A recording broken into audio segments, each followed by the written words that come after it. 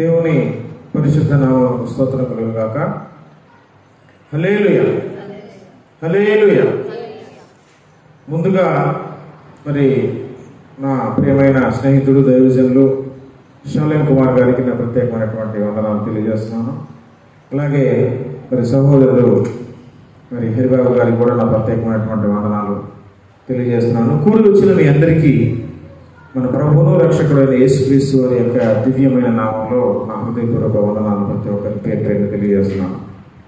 దేవుని మహాకృపను బట్టి మరి యొక్క పరిశుద్ధ దినాన, ఆదివారపు దినాన, ప్రభు దినాన మనం ఈ రీతిగా దేవుని సన్నిధిలో కూడుకొని దేవుని నామాన్ని స్తుతించి ఘనపరిచి మహిమపరిచే ధన్యత భాగ్యం మనకందరికీ కలిగినందుకు, దొరికినందుకు మరొకసారి దేవునికి కృతజ్ఞతాస్తుతులు చెల్లిద్దాం. హల్లెలూయా, హల్లెలూయా. ప్రభునందు నాకు అత్యంత ప్రియమైన సహోదరి సహోదరులారా, నేడు ప్రపంచమంతటా మనం పరిశీలన చేసినట్లయితే క్రీస్తు రక్తంలో కడగబడి తమ జీవితాలను మార్చుకొని యేసయ్యను రక్షకునిగా కలిగి జీవ మార్గంలో, సిలువ మార్గంలో, యేసు మార్గంలో నడుస్తున్న ప్రతి ఒక్క విశ్వాసికి ఒక బలమైనటువంటి నిరీక్షణ, ఆశ ఉన్నది. యేసయ్య బిడ్డలుగా విశ్వాస గృహంలో చేరిన ప్రతి ఒక్కరూ ఒక దినం కొరకు ఎదురు చూస్తూ ఉన్నారు. ఏంటో తెలుసా? దినం యేసయ్య రాకడ దినం. ఏ దినం చెప్పండి? క్రీస్తు రాకడ దినం, రెండవ రాకడ దినం. యేసు ప్రభు వారు మన కోసం తాను చేసిన వాగ్దానమును బట్టి మరలా ఆయన రాబోయే దినం కొరకు ప్రతి ఒక్కరూ ఆ కళ్ళల్లో ఒత్తులు వేసుకొని మరి ఎంతో నిరీక్షణ కలిగి ఎదురు చూస్తూ ఉన్నారు. ప్రతి ఒక్కరూ నేను ఎత్తబడాలి, ఆ పరలోక రాజ్యానికి వెళ్ళాలి, ఆ ప్రభు సన్నిధిలో యుగ యుగాలు నేను ఆనందించాలి అనే ఆశ ప్రతి ఒక్క విశ్వాసలో ఉంది. అందుకే భక్తి సాధన చేస్తున్నారు, ప్రార్థనా జీవితం మోకాళ్ళ మీద ఏడుస్తూ పశ్చాత్తాపడుతూ గంటల కొద్దీ దేవుని సన్నిధిలో గడుపుతున్నారు. కొంతమంది అయితే ఉపవాసం నుంచి కడుపు మార్చుకొని మరి దేవుని సన్నిధిలో కనిపెడుతున్న వారు ఉన్నారు. కొంతమంది లోకానికి, లోకంలో ఉన్న చెడు సాహిత్యానికి దూరంగా బ్రతుకుతూ తమ నోటిని, తమ కళ్ళను, తమ మనస్సును, తమ చెవులు సున్నతి కలిగిన వారై ఎంతో పవిత్రంగా, పరిశుద్ధంగా, భయభక్తులు కలిగి వణుకుతూ దేవుని సన్నిధిలో గడుపుతున్నారు, భక్తి సాధన చేస్తున్నారు. ఎందుకని ఇదంతా ఎందుకు చేస్తున్నారు అని అంటే వారి హృదయంలో, మనస్సులో ఒక బలమైన కోరిక ఉంది. ఏంటో తెలుసా? నేను ఎత్తబడాలి, మహిమ మేఘమెక్కి, షకీనా మేఘమెక్కి నా యేసు ప్రభువుతో పాటు నేను పరలోక రాజ్యానికి ప్రయాణం చెయ్యాలి అనే గొప్ప ఆశ కలిగి విశ్వాసులందరూ ఆ దినం కొరకు ఎదురు చూస్తూ ఉన్నారు. మరి నేను పరలోక రాజ్యానికి వెళ్ళాలి అనే ఆశ ఉండటం మంచిదే, ఉండాలి కూడా. కానీ ఆశ ఉన్నంత మాత్రాన మనం పరలోక రాజ్యానికి వెళ్ళిపోతావా? వెళ్ళలేదు. ఆశ గొప్పదే, ఆశ మంచిదే, ఆశ పవిత్రమైనదే. కానీ ఆశపడినంత మాత్రాన దొరికేది కానీ పరలోక రాజ్యం. ఇప్పుడు నేను ఐఏఎస్ అవ్వాలి అని బలంగా కోరుకున్నాను. నేను కోరుకుంటే రేపు పొద్దున ఐఏఎస్ అయిపోతానా? కోరుకుంటే ఐఏఎస్ అవ్వరు. దానికి సాధన చేయాలి, సిద్ధపాటు కలగాలి. ఎంతో సిద్ధపాటు కలిగి, ఎంతో కష్టపడి చదివి దాన్ని కొట్టాలి. డాక్టర్ అవ్వాలన్నా, ఇంజనీర్ అవ్వాలన్నా, నువ్వు ఎంత గొప్పవాడి అవ్వాలన్నా ఆశ కలిగినంత మాత్రాన అవ్వదు. దానికి ఎంతో సాధన చేయాలి, ఎంతో సిద్ధపాటు కలిగి ఉండాలి. ఇప్పుడు నేను అమెరికా వెళ్ళాలని అనుకున్న మాత్రాన రెప్పపాటు నేను అమెరికాలో వెళ్ళిపోతానా? దానికి ఎంతో సిద్ధపాటు, డబ్బులు చూసుకోవాలి, టికెట్లు చూసుకోవాలి, ప్రయాణం చేసి రిస్క్ తీసుకొని వెళ్ళాలి. అప్పుడు కానీ అది సాధ్యమైంది. మరి పరలోక రాజ్యానికి వెళ్ళాలని రక్షింపబడిన ప్రతి ఒక్కరూ, బాప్తిసం తీసుకున్న ప్రతి ఒక్కరూ, మందిరానికి వస్తున్న ప్రతి ఒక్కరూ కోరుకుంటున్నారు. కానీ మరి అందరూ ఎత్తపడతారా? బైబిల్ గ్రంథం అలాగ చెప్తున్నదా అంటే ఎత్తబడేవారు అందరూ కాదు, చాలా తక్కువ మంది అని కూడా బైబిల్ గ్రంథం స్పష్టంగా తెలియజేస్తూ ఉంది. ఆశ అందరిలో ఉంది, కానీ ఎత్తబడేది మాత్రం కొందరే. మరి మనం ఏ గ్రూప్లో ఉన్నాం అనేది కూడా చూసుకోవాలి. అందులో దేవుని మనసులో ఉన్న ఆలోచన ఏంటి?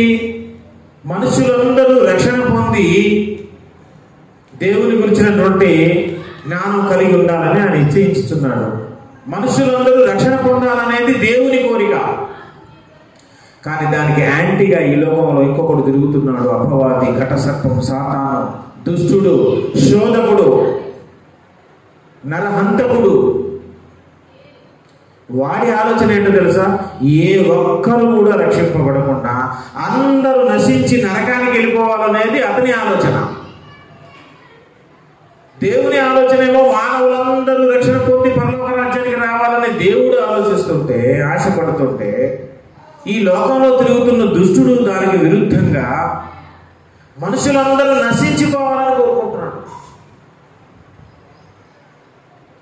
అందుకే మనుషులందరూ రక్షణ పొందకుండా అడ్డుపడుతున్నాడు. ఏదో ఒక కుట్టి సాకు చెప్పి, ఏదో ఒక కారణం చేత మనుషులను రక్షణలోనికి తీసుకుని రాకుండా విజయవంతంగా అతను అడ్డుకోగలుగుతున్నాడు. ఈ లోకంలో చాలా మంది, మెజారిటీ ఆఫ్ ది పీపుల్ రక్షణ పొందకుండానే ఉన్నారు. కొంతమందిని దేవుడు రక్షించి రక్షణలోనికి నడిపిస్తే ఆ రక్షణ పొందుకున్న వారిలో కూడా సగం మంది పైనే వారిని కూడా రక్షణ పొందుకున్నా అంత సీరియస్ భక్తి లేకుండా వారు కూడా సగం లోకంలో కలిసిపోయే విధంగా వారిని కూడా విజయవంతంగా చెడగొట్టగలిగాడు. కొంతమంది రక్షణే లేకుండా పోయారంటే వాళ్ళు ఎత్తబడరు. ఇక నమ్ముకున్న వాళ్ళలో, రక్షణ పొందిన వాళ్ళలో కూడా కొంతమంది ఎత్తబడకుండా ప్లాన్ చేశాడు. ఎంత పెద్ద ప్లాన్ చేశాడు తెలుసా సార్ అపవాది. అందుకే నీకు ఏం పర్వాలేదు, నీ మందిరానికి వెళ్ళిపోయినా పర్వాలేదు, సువార్తకి వెళ్ళిపోయినా పర్వాలేదు, నువ్వు బైబిల్ చదవకపోయినా పర్వాలేదు, నువ్వు ప్రార్థన చేయకపోయినా పర్వాలేదు, అదేదో నెలకు ఒకసారి ఇస్తారు కదా రొట్టె ద్రాక్షరసం, ఆ రోజు నువ్వు పాల్గొంటే చాలు, 100 రూపాయలు 200 కానుక ఇచ్చేసి వచ్చేస్తే చాలు, నువ్వు ఎత్తపడతావు పిచ్చోడా, నువ్వు ఎత్తపడవని ఎవరు చెప్పేది, నీ మీద నీకు నమ్మకం లేదా అని సాతాను వారి హృదయాలలో వారిని ప్రేరేపించి వారినే ధైర్యపరిచే విధంగా చేసి కొంతమందిని మందిరానికి దూరంగా, దేవుని సన్నిధికి దూరంగా, సీరియస్ భక్తి లేకుండా పైన ఏదో పేరుకు మాత్రమే క్రైస్తవులుగా బ్రతికే విధంగా వారిని మోసం చేస్తున్నాడు ఈ అపవాది ఈ లోకంలో. మనం ఆ విషయాన్ని గమనించాలి. మనం రక్షణ పొందుకున్నాం మంచిదే, కానీ రక్షణ పొందుకున్న వారిలో మనం ఎత్తబడే గుంపులో ఉన్నామా, లేకపోతే దించబడే గుంపులో ఉన్నామా, నశించిపోయే గుంపులో ఉన్నామా? సాతాను మనల్ని, మన కుటుంబాన్ని ఏమైనా మోసం చేయగలిగాడా? అది గుర్తించే స్థితిలో మనం ఉన్నామా? సాతాను చేసిన మోసాన్ని, వాని తంత్రములను ఎరిగిన వారంగా, గుర్తుపట్టగలిగిన వారంగా, అప్రమత్తమయ్యే విధంగా, మేల్కొనే విధంగా మన జీవితాలు ఉన్నాయా అనేది మనం ఈరోజు పరిశీలన చేయాలి. సాతాను మొట్టమొదటి జంట దగ్గరికి వచ్చాడు ఈ లోకంలో. అవ్వ ఆదాము దగ్గరికి వచ్చి, ఆదాము దగ్గరికి వెళ్ళకుండా అవ్వ దగ్గరికే వెళ్ళి మోసం చేయగలిగాడు. తెలుసా మీకు ఈ విషయం? వెళ్ళింది అవ్వ దగ్గరికా, ఆదాము దగ్గరికా? ఆదాము దగ్గరికి వెళ్తే అతని పప్పులు ఉడకవని తెలుసు. ఆదాము తప్పు చేసే ప్రసక్తే లేదు. ఆదాము పాపములో పడిపోయే అవకాశమే లేదు. సాతాను మాట ఆదాము వినడు. అది గుర్తెరిగిన సర్పము, ఘట సర్పము ఆదాము దగ్గరికి వెళ్ళకుండా ఎవరి దగ్గరికి వెళ్ళిందో తెలుసా? అవ్వ దగ్గరికి వెళ్ళింది. కావాలంటే మీరు చూడండి, ఆదికాండం 3వ అధ్యాయం 1వ వచనంలో చూస్తే, దేవుడైన యెహోవా చేసిన సమస్త భూజంతువుల్లో సర్పం ఇంటిగలదై ఉండెను, అది ఆ స్త్రీతో ఇది నిజమా? ఈ తోట చెట్లలో దేని ఫలములైనను మీరు తినకూడదని దేవుడు చెప్పినా అని అడిగాను. ఎక్కడికి వెళ్ళి? స్త్రీతో వెళ్ళి చెప్పింది. అంటే స్త్రీ దగ్గరికి వెళ్ళింది. స్త్రీ దగ్గరికి ఎందుకు వెళ్ళిందంటే సర్పానికి బాగా తెలుసు. ఏంటో తెలుసా? ఒకసారి చూద్దాం. మొదటి పేతురు పత్రిక 3వ అధ్యాయము 6వ వచనంలో ఒక చక్కని మాట ఉంది చూడండి. మొదటి పేతురు పత్రిక 3వ అధ్యాయము 7వ వచనం. మొదటి పేతురు 3:7. అటువలనే పురుషులారా, జీవమును కృపావరములో మీ భార్యలు మీతో పాలివారై ఉన్నారని ఎదిగి ఎక్కువ బలహీనమైన ఘటమని భార్యను సన్మానించు అన్నాడు. ఎక్కువ బలహీనమైన ఘటమట. స్త్రీలు బాగా బలహీనమైనటువంటి ఘటాలు, బలహీనమైనటువంటి మనస్తత్వం కలిగిన వారు, వారిని ఈజీగా మోసం చేయొచ్చు. ఈ కుతంత్రం, ఈ చిట్కా ఎవరికి తెలుసు అంటే సాతానుకు తెలుసు, సర్పానికి తెలుసు. స్త్రీ ఎక్కువ బలహీనమైన ఘటం, బలహీనం కాదు, ఎక్కువ బలహీనమట. అందుకే స్త్రీలు ఏ విషయాన్నైనా ఫాస్ట్గా నమ్మేస్తారు. ఊరికి మాయలో, ఉచ్చుల్లో చిక్కుకుంటారు, పడిపోతారు. ఈ విషయాన్ని తెలుసుకున్న సర్పం ఆదాము దగ్గరికి వెళ్ళకుండా హవ్వ దగ్గరికి వెళ్తే నా పని వర్కౌట్ అయిపోద్ది, నేను అనుకున్నది సాధిస్తాను అనుకుని వెళ్ళి ఏమని చెప్పిందో తెలుసా? ఒక అబద్ధాన్ని చెప్పింది. ఏంటో అబద్ధము? దేవుడేమో ఈ పండు తింటే మీరు చచ్చిపోతారంటే మీరు చావనే చావని చెప్పింది. దేవుడేమో చచ్చిపోతాడని చెప్పాడు, ఇది వచ్చేమో చావరు అని దేవుడు చెప్పిన దానికి విరుద్ధంగా చెప్పింది. ఫైనల్గా ఏం జరిగింది? అవ్వ సర్పం మాట విన్నది, దేవుని మాట వినలేదు, అవిధేయత చూపించింది. తర్వాత ఈమె ద్వారా ఆదాము పడిపోయాడు, వేరే సంగతి. ఆదామును మోసపుచ్చింది ఎవరు అని అంటే అవ్వ, భార్య మాట విన్నాడు అతను. అంటే ఇండైరెక్ట్ గా ఆదాము దెబ్బ కొట్టింది, డైరెక్ట్ గా పని అవ్వదని భార్య ద్వారాగా ఆదామును కొట్టింది. అందుకే తిమోతి పత్రికలో ఒక చోట మనం చూస్తే ఆదాము మోసపరచబడలేదు కానీ హవ్వ మోసపరచబడినని అంటది. ఆదాము మోసపరచబడలేదు, ఎవరు మోసపరచబడ్డారు? సాతాను చేత డైరెక్ట్ గా హవ్వ మోసపరచబడింది. అందుకే మనం ఒక చిట్కా ఈరోజు తెలుసుకోవాల్సింది ఏంటంటే, ఆదామును డైరెక్ట్ గా ఢీ కొట్టదు, ఎవరిని ఢీ కొట్టిందంటే హవ్వను ఢీ కొట్టింది. ఆయన మొదటి ఆదాము, ఆమె మొదటి హవ్వ అయితే, ఒకసారి రోమాపత్రిక 5వ అధ్యాయము చూద్దాం మనందరం. రోమాపత్రిక 5వ అధ్యాయము అందరూ, రోమాపత్రిక 5వ అధ్యాయము మరి 14వ వచనం చూస్తే, ఆయనను ఆదాము చేసిన అతిక్రమమును పోలి పాపము చేయని వారి మీద కూడా ఆదాము మొదలుకొని మోషే వరకు మరణం వెళ్ళెను. ఆదాము రాబోవు వానికి గురుతై ఉండెను. ఆదాము ఎవరికి గుర్తు చెప్పండి? రాబోవు వానికి గురుతై ఉండెను. ఎవరు రాబోవు వాడంటే యేసు ప్రభు వారు అన్నమాట. ఆదాము ఎవరికి సాదృశ్యం, ఎవరికి సూచన, ఎవరికి ముంగుర్తు, ఫోర్ షాడో అంటే ప్రభు అయిన యేసుక్రీస్తుకు ముంగుర్తు ఆయన. ఆదాము మొదటి ఆదాము అయితే యేసు ప్రభు వారు రెండవ ఆదాము, కడపటి ఆదాము. చెప్పండి, యేసు ప్రభు వారు ఎవరు? కడపటి ఆదాము. మీకు కావాలంటే ఆ మాట కూడా ఒకసారి చూడండి. మొదటి కొరింథీ పత్రిక 15వ అధ్యాయము తీయండి. మొదటి కొరింథీ పత్రిక 15వ అధ్యాయము 45వ వచనం. మొదటి కొరింథీ పత్రిక 15:45. ఇందు విషయమై ఆదామును మొదటి మనుష్యుడు జీవించు ప్రాణి ఆయనను వ్రాయబడి ఉన్నది. కడపటి ఆదాము జీవింపజేయు ఆత్మ ఆయను. ఈ కడపటి ఆదాము ఎవరంటే యేసు ప్రభు వారు అన్నమాట. మొదటి ఆదాము కడపటి ఆదాము. యేసు ప్రభు వారు కడపటి ఆదాము. మొట్టమొదటి మానవుడేమో మొదటి ఆదాము. మొట్టమొదటి మానవుడైన మొదటి ఆదాము యొక్క భార్య ఎవరు? హవ్వ. మరి కడపటి ఆదామైన యేసుక్రీస్తు యొక్క భార్య ఎవరు తెలుసా? సంఘం. మనమందరం ఎవరు? పెళ్లి కుమార్తె. పెళ్లి కుమారుడు ఎవరు? యేసు ప్రభువు. ఇప్పుడు శరీరానికి శిరస్సు, స్త్రీకి శిరస్సు ఎవరు? పురుషుడు. మరి సంఘానికి శిరస్సు ఎవరు? యేసుక్రీస్తు. మనం పెళ్లి కుమార్తెన, పెళ్లి కుమార్తె సంఘం.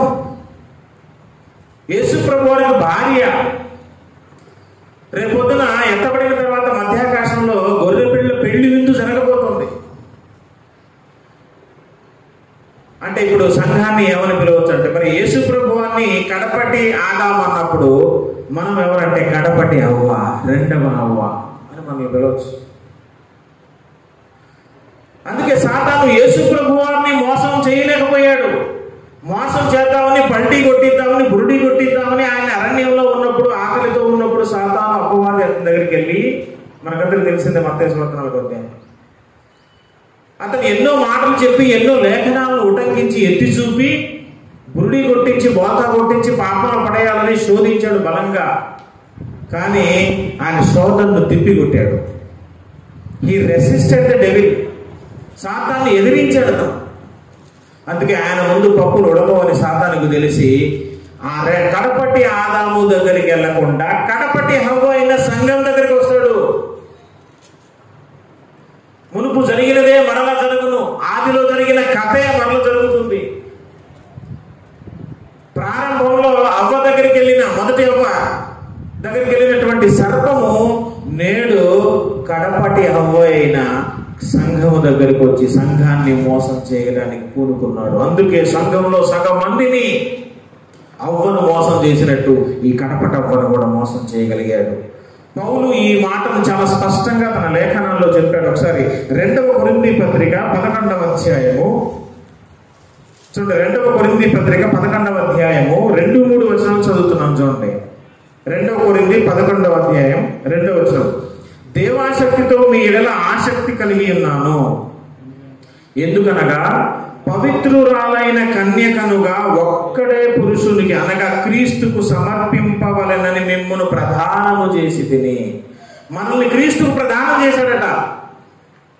యూదా మత సాంప్రదాయం ప్రకారం ప్రదానం చేశాడంటే పెళ్లిపోయినట్టే లెక్క. ఇక్కడ సంఘానికి ఒక్కడే పురుషుడైన క్రీస్తుతో ప్రదానం చేశాడట పౌలు గారు. ప్రదానం చేస్తే గాని సర్పము తన కుయుక్తి చేత హవ్వను మోసపరిచినట్లు మీ మనస్సులను చెరుపబడి మిమ్మల్ని కూడా పాడు చేయడానికి వస్తాడు. హవ్వను పాడు చేసినట్టు మీ దగ్గరికి కూడా వస్తాడు. హవ్వ దగ్గరకు వచ్చినట్టు మీ దగ్గరికి కూడా వస్తాడు. హవ్వను మోసం చేసినట్టు మీ మనస్సులను కూడా చెరిపేసి మిమ్మల్ని కూడా మోసం చేసేయటానికి రెడీ అయిపోయాడు. జాగ్రత్త అని పౌలు భక్తుడు ఎంతో స్పష్టంగా రాశాడు లేఖనాల్లో. ప్రభువునందు ప్రియమైన స్నేహితులారా, నేను చెప్పే విషయం ఏంటంటే, సంఘం దగ్గరికి అపవాది వచ్చి సంఘంలో కొంతమందిని ఇగో ఏం చేస్తాడంటే, కింద రాయబడింది అక్కడ, క్రీస్తు ఎడలనున్న సరళత నుండి పవిత్రత నుండి ఎట్లయినానో తొలగిపోవునేమో అని భయం వేస్తుంది నాకు అంటున్నాడు పౌలు గారు. సాతాను మీ దగ్గరకు వస్తాడు, జాగ్రత్త. క్రీస్తునందున్న సరళత నుండి పవిత్రత నుంచి ఎట్లాగైనా సరే మిమ్మల్ని తొలగించేస్తాడు, జాగ్రత్త అన్నాడు. తొలగించి పడేశాడు చాలా మంది. అతని ఉచ్చులో, అతని మాయలో పడిపోయారు. లేఖనాలు ఎరుగని వారు, అప్రమత్తత లేని వారు, సిద్ధపాటు లేని వారు సాతాను మాయలకు లోబడిపోయి లోకంలో కలిసిపోయారు. గురుగులుగా మారిపోయారు. నశించిపోయే వారి జాబితాలోకి చేరిపోయారు. రక్షణ పొందని వారు ఎట్లాగూ నశించిపోతారు, కానీ రక్షణ పొందుకొని కూడా నశించిపోతున్నారంటే ఎంత భయంకరమైన వార్త తెలుసా ఇది? కారణం ఏంటి? అప్రమత్తత లేకపోవటం, లేఖనాలతో సరైనటువంటి లేఖనాలను చదివి అలవాటు లేకపోవడం. మందిరాలకు వస్తే దేవుని మాటలు వినిపిస్తాయి. దేవుని మాటలు హృదయంలో దాచిపెట్టుకుంటూ జీవితాలు మార్చుకుంటారు. మరి మందిరానికి రాకపోతే ఇంటింటికి వచ్చి అయ్యగారు వాక్యం చెప్తారేంటి? దేవుని వాక్యం దొరికే స్థలం దేవుని మందిరం అయినప్పుడు ఎంత భయం ఉండాలి మనకి. వారంలో దొరికేది ఒక రోజు అయినప్పుడు ఆ అవకాశాన్ని కూడా పోగొట్టుకుంటున్నామంటే మరి మన సాతానికి చిక్కకుండా ఎలాగైతే మన జీవితాలు ఏమైపోతాయి? రక్షణ పొందుకొని ఏం ప్రయోజనం? పేరుకు చెప్పుకోవడానికే తప్ప. కాబట్టి సాతాను మనల్ని మోసం చేస్తాడు, మోసం చేయగలిగాడు చాలా మందిని. కాబట్టి నిలబడిన వారిని సహితము పునాది వేసుకున్న పునాదులను కూడా పాడు చేయడానికి అతను ప్రయత్నం అయితే చేస్తాడు. కానీ అతన్ని తిప్పికొట్టాలంటే మన వాక్య జ్ఞానంతో నింపబడాలి, బైబిల్ జ్ఞానంతో పరిచయం మనకు ఉండాలి. బైబిల్ గ్రంథాన్ని, లేఖనాలను ప్రతిదినం మనం చదవాలి. మందిరాలకు, నియామక కూటాలకు క్రమం తప్పకుండా మనం హాజరు కావాలి. అందుకే సంఘాన్ని మోసం చేయడానికి సాతాను పూనుకున్నాడు. కాబట్టి ఆ పూనుకోవటంలో భాగంగానే, ఆ ప్రణాళికలో భాగంగానే ఈరోజు అబద్ధ బోధలను కూడా మరి సంఘంలోనికి జొప్పించాడు, తీసుకుని వచ్చాడు. అబద్ధ బోధనలు కూడా తీసుకొచ్చి అబద్ధ బోధల చేత అనేకులను మోసం చేస్తూ ఉన్నాడు. వాడు అబద్ధాన్ని నమ్మిస్తాడు. సత్యానికి వ్యతిరేకమైనదంతా అబద్ధమే. అబద్ధం ఎక్కడైతే ఉంటుందో అది అబద్ధానికి జనకుడైన సాతాను పనే. ఆ పరిచర్య కూడా సాతాను సేవే అవుతుంది తప్ప, అపవాది సేవే అవుతుంది తప్ప దేవుని సేవ కాదు. ఈ రోజుల్లో చాలా మంది ఏమని బోధిస్తున్నారంటే, చాలా మంది మనుషులు ఏమని అనుకుంటున్నారంటే, ఈ రాత్రి దేవుడు వస్తే నీ పరిస్థితి ఏమైపోతుంది? సహోదరుడా, సహోదరి, నువ్వు ఎత్తపడతావా, దించబడతావా? ఈ రాత్రి దేవుడు దిగొస్తే, ఈ రాత్రి దేవుని రాకడ వస్తే, ఈ రాత్రి దేవుని రాకడ రావడానికి అసలు అవకాశమే లేదు. బైబిల్ గ్రంథం అలా చెప్పట్లేదు. కానీ అలాంటి అబద్ధ బోధన తీసుకొచ్చి ప్రజల్లో ఒక అబద్ధాన్ని క్రియేట్ చేసి అబద్ధాన్ని నమ్మే విధంగా చేస్తున్నాడు. యేసు ప్రభు వారు ఈ రాత్రి దిగి వస్తే ఎట్లా వస్తుంది? యేసు ప్రభు వారి రాకడ రావాలంటే కొన్ని గుర్తులు ఉన్నాయి, కొన్ని సంభవాలు జరగాలి, అబద్ధ క్రీస్తు రావాలి, 666 ముద్ర, చాలా కార్యక్రమాలు ఉన్నాయి. యుద్ధాలు, భూకంపాలు అత్యున్నత స్థాయిలో, పరాకాష్ఠ స్థాయిలో, అల్టిమేట్ లెవెల్లో జరగాలి, క్లైమాక్స్ లెవెల్లో జరగాలి. ఇలా ప్రవచనాలు ఎన్నో ఉండి ఉండగా ఇశ్రాయేలుతో సంధి జరగాలి. వన్ వరల్డ్ గవర్నమెంట్ రావాలి, దశరాజ్య కూటమి ఏర్పాటు అవ్వాలి, ఇన్ని ప్రవచనాలు ఇంకా ఉండగా ఈ రాత్రి ఎట్టొస్తారు అసలు అంటే తప్పుదో పట్టించడం కోసం సాతాను కల్పించినటువంటి ఒక కుయుక్తి. అసలు యేసు ప్రభువు ఎప్పుడు వస్తారో బైబిల్ గ్రంథం చాలా స్పష్టంగా చెప్తుంది. చూడండి, మత్తయి సువార్త 24వ అధ్యాయము, మత్తయి సువార్త 24వ అధ్యాయం 36వ వచనంలో యేసు ప్రభువు డైరెక్ట్ స్పీచ్ లో ఏమంటున్నారు అక్కడ, అయితే ఆ దినముల గురించి ఆ గడియను గురించి తండ్రి మాత్రమే ఎరుగును గాని ఏ మనుషుడైనను లోకమందలి దూత అయినను పరలోకమందలి దూత అయినను కుమారుడైనను ఎరుగుడు. ఆ దినముల గురించి ఆ గడియ గురించి ఎవరికి తెలియదని యేసు ప్రభువు చెప్పారు. కాబట్టి వీళ్ళందరూ ఏమనుకుంటారంటే ఈ రోజైనా రావచ్చు, ఇంకో గంటలో అయినా రావచ్చు, అర్ధరాత్రి అయినా రావచ్చు అంటున్నారు. యేసు ప్రభువు చెప్పింది ఏంటి? ఏ దినాన వస్తుందో ఏ గడియలో వస్తుందో తెలియదు అన్నాడు. నిజమే. 40 కింద చూడండి, 42వ వచనం ఏమంటున్నాడు ఆయన, కావున ఏ దినమున మీ ప్రభువు వచ్చునో మీకు తెలియదు కనుక మెలకుగా, యేసు ప్రభువు ఎప్పుడు వస్తారో తెలియదు కాబట్టి మెలకుగా ఉండండి అన్నాడు. అంటే ఈ మాటను పట్టుకుని వాడు ఏమనుకుంటున్నారంటే ఏ టైం అయినా రావచ్చు. 2వ పేతురు పత్రిక 3వ అధ్యాయం కూడా చూద్దాం ఒకసారి. 2వ పేతురు పత్రిక 3వ అధ్యాయము చూడండి 10వ వచనం. 2వ పేతురు పత్రిక 3:10, అయితే ప్రభు దినము దొంగ వచ్చినట్లు వచ్చును, ఆ దినమును ఆకాశములు మహాధ్వనితో గతించిపోవును. చెప్పండి, పంచభూతములు మిక్కటమైన వేండ్రముతో లయమైపోవును. ప్రభు దినం ఎలా వచ్చును? దొంగ వచ్చినట్లు వచ్చును. చెప్పండి, ప్రభు దినం ఎలా వస్తుంది? అక్కడ మత్తయి సువార్తలో యేసు ప్రభువు ఏం చెప్పాడు? ఏ దినమో ఏ గడియో ఎవరికీ తెలియదు, దేవదూతలు కూడా తెలియదు అని అక్కడ చెప్పాడు. ఇక్కడ కూడా అదే మాట, ప్రభు దినం దొంగ వచ్చినట్లు వస్తుంది. ఇగో ఈ 2 మాటలను పట్టేసుకొని ప్రభు దినం ఏ క్షణంలో వచ్చిందో, ఏ దినాన్ని వస్తుందో, ఏ గడియలో వస్తుందో తెలియదు. కాబట్టి సహోదరి సహోదరుడా, ఒకవేళ ఈ రాత్రి యేసు ప్రభువు వస్తే నీ పరిస్థితి ఏమైంది అని అంటున్నా. యేసు ప్రభువు వస్తే నీ పరిస్థితి ఏమైంది అంటున్నా. చూడండి, చాలా క్లియర్ గా చూడండి. ఇప్పుడు మా ప్రకటన గ్రంథం 3వ అధ్యాయము 3వ వచనం చూడండి. ప్రకటన గ్రంథం 3వ అధ్యాయం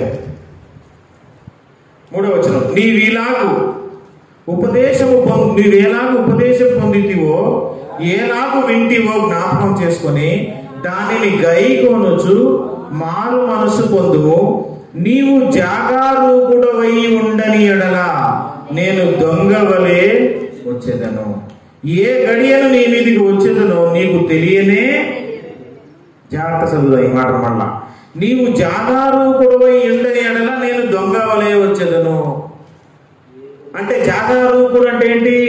నువ్వు మెలకువగా లేకపోతే, కనిపెట్టుకుని లేకపోతే, అప్రమత్తంగా లేకపోతే, నిర్లక్ష్యంగా ఉంటే, నీవు జాగారూకుడు అయి ఉండని ఎడల నేను నీ మీదకి ఎలా వస్తాను తెలుసా? దొంగవలే. మరి జాగారూకుడు అయి ఉంటే దొంగవలే రాను అనే కదా అర్థం. నీవు జాగారూకుడు అయి ఉండని ఎడల నీ మీదకి దొంగవలే వస్తా. మరి నువ్వు మేలుకొని అప్రమత్తంగా లేఖనాలను ఎరిగి ఎదురు చూస్తున్న వాడు అయితే నీ మీదకి నేను దొంగవలే రానని అర్థం. ఏ గడియను నీ మీదకి వచ్చేదో నీకు తెలియదు అన్నాడు. ఏది? జాగారూకుడు లేకపోతే. మరి జాగారూకుడు అంటే ఏ గడియలో నీ దగ్గరికి వస్తానో నీకు తెలిసిపోతుంది అని అర్థం. చాలా జాగ్రత్తగా. దొంగవలే వచ్చేది ఎవరి మీదకి అని అంటే మేలుకువ లేని వారి మీదకి, జాగారూకత లేని వారి మీదకి, సీరియస్ భక్తి లేని వారి మీదకి, లేఖనాలు ఎరుగని వారి మీదకి, సింపుల్ లైఫ్ జీవిస్తున్న వారి మీదకి దేవుడు దొంగ వలె వస్తాడు. కానీ లేఖనాలు ఎరిగిన వారికి, వెలుగు సంబంధులకు, పరిశుద్ధులకు, దేవునితో సహవాసం చేస్తున్న వారికి, అప్రమత్తంగా ఉన్న వారికి, సీరియస్ భక్తి చేస్తున్న వారికి దేవుడు దొంగ వలె రాడు. ఎప్పుడు వస్తాడో చుట్టూ ఉన్న గుర్తులను బట్టి, సూచనలు బట్టి, సంభవాలను బట్టి, యుద్ధాలను బట్టి, భూకంపాలను బట్టి, ప్రపంచ పరిస్థితులను బట్టి లేఖనాలు ఎరిగిన వాడికి తెలిసిపోతుంది ఈ సీజన్ లో యేసు వస్తాడని. ఆ దినము ఆ గడియ తెలియదు కానీ ఆ సీజన్ తెలుస్తుంది. ఆ దినము ఆ గడియ తెలియదు కానీ ఆ సీజన్ తెలిసిపోతుంది. ఆ సీజన్ తెలియటం కోసమే దేవుడు రాకడకు ముందు జరగవలసిన అంత్యకాల సంభవాలు ఏంటేంటో పరిశుద్ధ బైబిల్ గ్రంథంలో స్పష్టంగా రాశారన్నమాట. దొంగవలే వచ్చేది అందరి మీద కాదండి, దొంగవలే వచ్చేది అన్యుల మీదకి. మొదటి గ్రూపు. రెండవది దొంగ వలె వచ్చేది రక్షణ పొంది కూడా నిర్లక్ష్యంగా లేఖనాలు ఎరుగకుండా సాతాను మాయలో పడిపోయి ఏముందులే అనుకునే వాళ్ళ మీదకి యేసు దొంగ వలె వస్తాడు. మీకు కావాలంటే ఇంకా స్పష్టంగా పౌలు గారు తన పత్రికల్లో రాశాడు చూడండి. మొదటి దెస్సలోనికీయుల పత్రిక 5వ అధ్యాయము చూడండి. మొదటి దెస్సలోనికి రాసిన పత్రిక 5వ అధ్యాయము మొదటి వచనం నుంచి చూస్తే చాలా చక్కగా ఇదంతా అదే లేఖన భాగం అన్నమాట. సహోదరులారా, ఆ కాలమును గూర్చియు ఆ సమయములను గూర్చియు మీకు వ్రాయనక్కరలేదు. ఏ సమయం, ఏ కాలం? యేసు ప్రభువులు వచ్చే కాలం సమయం. రాయనక్కర్లేదు. రాత్రి వేళ దొంగ ఎలాగ వచ్చునో అలాగే ప్రభు దినం వచ్చునని మీకు బాగా తెలుసు. రాత్రి వేళ దొంగ ఎలా వస్తాడు, ప్రభు దినం కూడా అలాగే వచ్చును తెలియదు. లోకులు అనుకుంటారంట, లోకులు నెమ్మదిగా ఉన్నది, భయమేమీ లేదని చెప్పుకొచ్చుండగా గర్భిణీ స్త్రీకి ప్రసవ వేదన వచ్చినట్లు వారికి ఆకస్మికంగా నాశనము తటస్థించును కనుక వారెంత మాత్రమును తప్పించుకొనలేదు. లోకుల మీదికి లోకులు అనుకుంటారు నెమ్మదిగా ఉంది, ఏదో రాకడన్నారు, యుద్ధాలు ఉన్నారు, క్రైస్తవులకు ఏం పని పాట లేదు, ఏదో బలబుద్ధి ప్రసంగాలు చేశారు, ఏమీ లేదు. యేసయ్య రాకడ వస్తుందంట, అన్యులు నశించిపోతారంట, తీర్పు జరిగిందంట, 1000 ఏళ్ళ పరిపాలనంట. ఏం దబాయించారు క్రైస్తవులు. ఊకలో ప్రసంగాలు చేశారు, ఏమీ లేదు, అంతా నెమ్మదిగానే ఉంది అనుకుంటున్నారట. అప్పుడు సడన్ గా గర్భిణీ స్త్రీకి ప్రసవ వేదన వచ్చినట్టు ఆకస్మికంగా వారి మీదకి వచ్చేస్తంట. చెప్తున్నాడు, సహోదరులారా అంటే సంఘానికి చెప్తాడు, ఆ దినము దొంగ వలె మీ మీదికి వచ్చుటకు మీరు చీకటిలో ఉన్నవారు కాదు. మీ మీదికి దొంగలే రావడానికి మీరు చీకటిలో ఉన్నోడు కాదు. చీకటిలో ఉన్నోడికి కనబడదు కాబట్టి వాడి మీదికి దొంగ వలె వస్తాడు. దొంగ చీకటిలో వస్తాడు, పగలు వెలుగులో రాడు. దొంగ వలె వచ్చేది మీ మీద కాదు. మీరు చీకటిలో ఉన్నవారు కాదు, మీరందరూ వెలుగు సంబంధులను పగటి సంబంధులను అయి ఉన్నారు. మనము రాత్రి వారము కాము, చీకటి వారము కాము. కావున ఇతరుల వలె నిద్రపోక మెలకువగా ఉండి మత్తులము కాక ఉందుము అంటారు. చూడండి, మత్తులము కాక జాగరూకత కలిగి మెలకువ కలిగి, బి విజిలెంట్, మెలకువ కలిగి మనం ఉంటే యేసయ్య మన మీద దొంగ వలె రాడు. ఆ సమయం, ఆ సీజన్ మనకు అర్థమైపోతుంది. ఆ అంత్యకాల సంభవాలను బట్టి, లేఖన నెరవేర్పులను బట్టి, ఇదిగో యేసయ్య అతి త్వరలో ఈ సీజన్లో రాబోతున్నాడు, మనం అప్రమత్తత కలిగి ఉండాలా అనే సిద్ధపాటు మనకు ఉంటుంది. కానీ ఈ వాక్యం లేని వాళ్ళు, సీరియస్ భక్తి లేని వాళ్ళకి ఈ లేఖన భాగాలు ఏం తెలుసు? మందిరానికి రాని వాళ్ళకి, నియామక కూటాలకు రాని వాళ్ళకి, బోధకులను ఆశ్రయించని వారికి, వాళ్ళతో చట్టపట్టాలు వేసుకుని సాహసం చేయని వాళ్ళకి ఈ విషయమని ఎలా తెలుస్తుంది? వాళ్ళు ఎలా సిద్ధపడతారు? కాబట్టి వాళ్ళ మీద కూడా దొంగ వలె వస్తాడు. నిద్రపోతున్నవారు, ఆధ్యాత్మిక నిద్రలో ఉన్నవారు, నిద్రావస్థలో ఉన్నవారు, సీరియస్ భక్తి లేని విశ్వాసుల మీద కూడా ఆయన దొంగ వలె వస్తాడు. కేవలం అన్యులు చీకటిలో ఉన్నవారి మీదే కాదు, నిద్రపోతున్నోడు కూడా చీకటే కనబడింది. చీకటిలో ఉన్నోడికి చీకటి కనబడింది. పట్టపగలైనా వెలుగులో ఉన్నా నువ్వు నిద్రపోతే చీకటే కనబడింది. వాక్య సంబంధమైన వెలుగులో, వెలుగు కాంతిలో, వాక్యమనే వెలుగులో నీవు ఉంటే, వాక్యాన్ని ఎరిగిన వాడవైతే సంభవాలని చుట్టూ జరుగుతున్న పరిస్థితులను బట్టి యేసయ్య రాకడ సమీపిస్తుందని నువ్వు అర్థం చేసుకోగలవు. అందుకే దొంగ వలె వాళ్ళ మీదకి వస్తున్నాడు ఆయన, మన మీదకి ఆయన దొంగ వలె రాడు. అయితే ఒకవేళ అనొచ్చు, ఏమని? యేసు ప్రభు రాకపోయినా ఈ రాత్రి యేసయ్య వస్తే నీ పరిస్థితి ఏమి? నువ్వు ఎత్తపడతావో దించబడతావో జాగ్రత్తగా సిద్ధపడడం చెప్పడం మంచిదే కదండి. సిద్ధపాటు చేయటం, అప్రమత్తం చేయటం మంచిదే, కానీ మనం అబద్ధం చెప్పి అప్రమత్తం చేస్తామా? అసలు యేసయ్య రాకడతో నీ సిద్ధపాటు పని ఏంటి? అసలు యేసయ్య రాకడతో నువ్వు ఎదురు చూడాల్సిన అవసరం, అసలు నీ జీవితం గ్యారెంటీ లేదు కదా. నువ్వు ఈ రాత్రి పోతే, ఇంకో గంటలో పోతే, ప్రియ సహోదరుడా నీ పరిస్థితి ఏమైంది? అందుకే సిద్ధపాటు కలిగి ఉండని చెప్పాలా. యేసయ్య రాకడ ఎప్పుడు వస్తే ఏంటంటే, అసలు యేసయ్య రాకడ సంభవాలు జరిగిన తర్వాత వస్తుంది, కానీ అసలు నీ పోకడికి అసలు గ్యారెంటీ లేదు కదా. నువ్వు చెప్పాల్సిన బోధ ఏంటి? ప్రియ సహోదరి సహోదరుడా, ఈ రాత్రి యేసు రాకపోవచ్చు, రావచ్చు రాకపోవచ్చు, కానీ నువ్వు ఏ క్షణాన్ని పోవచ్చు కదా. నీవు పోవడానికి ఎలాంటి నెరవేర్పులు అవసరం లేదు కదా. భూకంపాలు వస్తేనే నువ్వు పోవాలని ఏమైనా ఉండేటి లేఖన బాగా ప్రవచనాలు ఉన్నాయా? నీ పోకడకు ఎలాంటి సూచనలే అవసరం లేదు, నువ్వు క్షణంలో వెళ్ళిపోవచ్చు. అందుకే ప్రియ సహోదరి సహోదరుడా, నీవు సిద్ధపాటు కలిగి మెలకువ కలిగి బ్రతకాలి. ఎందుకో తెలుసా? నీవు ఏ టయాన్ని పోతావు నీకు తెలియదు కాబట్టి. నువ్వు ఈ లోకం విడిచి ఈ శరీరాన్ని విడిచి వెళ్ళిపోయే లోపు నువ్వు సిద్ధపాటు కలిగి ఉన్నావా, పరలోక రాజ్యాన్ని చేరుకుంటావు. సిద్ధపాటు లేక మరణించావా, అగ్నిగుండానికి వెళ్ళిపోతావు. రక్షణ పొందని వారి గతి, నీవు రక్షణ పొందిన నీ గతి కూడా చివరికి అదే అవుతుంది. మీ అందరి పర్మనెంట్ అడ్రస్ అగ్నిగుండం పాలైపోతుంది. కాబట్టి ప్రియమైన సహోదరుడు సహోదరుడు, మన జీవితం నీటి బుడగ లాంటిది, ఆవిరి వంటిది. ఏ క్షణాన ఆరిపోతుందో పగిలిపోతుందో తెలియదు. కాబట్టి నేడైనా రేపైనా, నేడు అనే దినం ఉండగానే నీ గత జీవితాలను, పాప జీవితాన్ని లేఖన కాంతిలో పరిశీలన చేసుకొని బ్రతుకు మార్చుకొని యేసయ్యకు తిరిగి ఆయన పాదాలు పట్టుకొని పశ్చాత్తాపడి అనుక్షణం సిద్ధపాటు కలిగి జీవిస్తే యేసయ్య ఎప్పుడు వచ్చినా కానీ, నీవు ఎప్పుడు పోయినా కానీ నీవు హ్యాపీగా ఆ నీతిమంతులు ఉన్న స్థలానికి, అబ్రహాము, ఇస్సాకు, యాకోబులు నివసిస్తున్నటువంటి ఆ ప్యారడైస్, ఆ అందమైన ఉద్యానవనానికి నువ్వు వెళ్తావు. అక్కడ ఎంతో అందమైన లోకం, అక్కడ యేసు ప్రభువు ఉన్నావు. ఆయన కలుగిట్లో నేను నిలుపుకొచ్చి అంత మాట్లాడచ్చు, నువ్వు గొప్ప ఆదా వీళ్ళందరూ చూడొచ్చు. ఇంతటి గొప్ప భాగ్యం మనకు ఉంది, అంత అదృష్టం మనకు ఉంది. అందుకే భక్తిని నిర్లక్ష్యం చేయకుండా యేసయ్య రాకడ ఎప్పుడు సంభవించినా ముందు మనం ఈ లోకాన్ని విడిచిపెట్టాము, వెళ్ళిపోయే గడియ మనకు తెలియదు. కాబట్టి ఎల్లప్పుడూ సిద్ధపాటు కలిగి, ప్రార్థనా జీవితం కలిగి, భక్తి కలిగి, లేఖనాలు చదువుతూ, ప్రార్థనలో గడుపుతూ, మందిరాలకు వస్తూ, నియమ కూటాలు వస్తూ మనం ఎన్నో మంచి క్రియలు, మంచి సేవను ఇక్కడ జరిగించి రేపు అందరి ఎదుట ప్రశంసా పత్రాన్ని, ఆ పరలోక రాజ్యంలో మంచి బహుమానాన్ని పొందుకోవాలి. దేవుడు అట్టి కృప, అట్టి మనసు మనకు అందరికీ అనుగ్రహించును గాక. ఆమేన్.